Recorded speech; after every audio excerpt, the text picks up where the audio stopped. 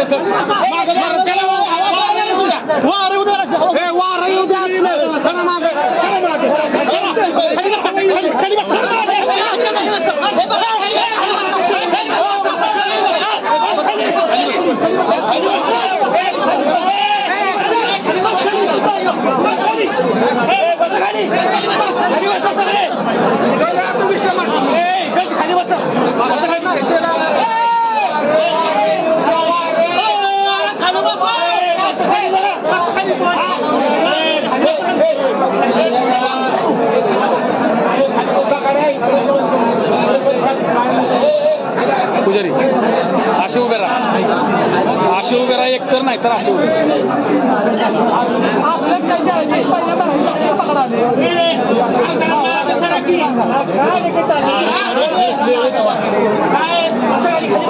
बघितलं का बघ ऐका सगळ्यांनी शांत बसा सगळ्यांनी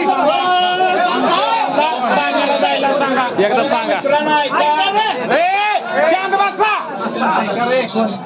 बगाड्याचं नाव सगळ्यांना सांगतो, बऱ्याचशा लोकांना समजलेलं आहे, माहिती आहे, पण ही गर्दी एवढी मोठी झालेली आहे.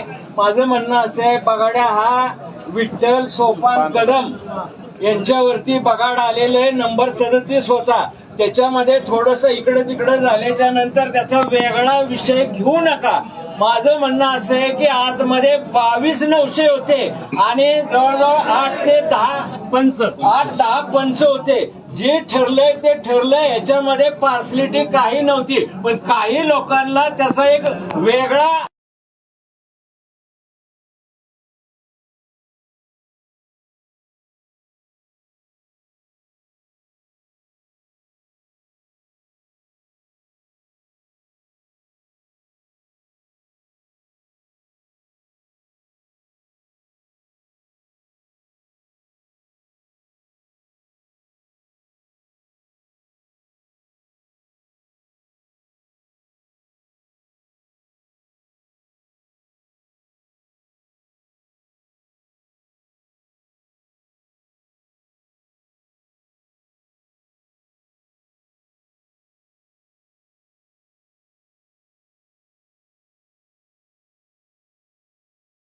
सगळ्यांनी माघारी यावं आणि आता प्रत्येकानं आपापल्या घरी आपापल्या पाहुण्यांना भागामध्ये, गावामध्ये, वस्तीमध्ये सांगावा द्या की विठ्ठल सोपान कदम यांच्यावरती बगाड आलेले आणि पाहुण्यांना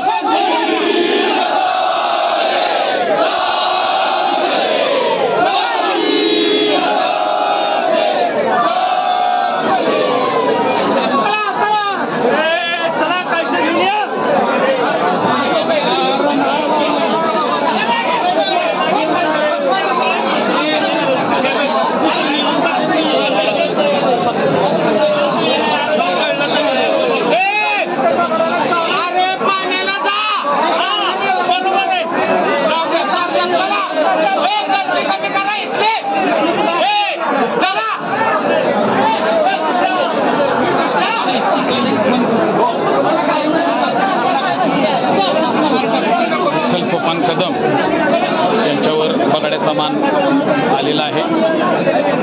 रविवार दिनांक 8 मार्चला बावधनची सुप्रसिद्ध बगाड यात्रा संपन्न होती आहे. बगाड्या निश्चित झालेला आहे. आता आजपासून 5 दिवस विधिवत ही यात्रा बावधनमध्ये संपन्न होते. या यात्रेचा थरार अनुभवण्यासाठी चतुर्थीच्या दिवशी रात्री नाथांचा शाही छबिना आणि रविवारी 8 मार्चला बगाडासाठी अवश्य उपस्थित राहा आणि आपल्या बगाड यात्रा बावधन या फेसबुक पेजच्या माध्यमातून आपण बावधनच्या बगाड यात्रेची क्षणचित्र आपणापर्यंत पोहोचवण्याचा प्रयत्न करू. धन्यवाद. काशीनाथाचे चांग.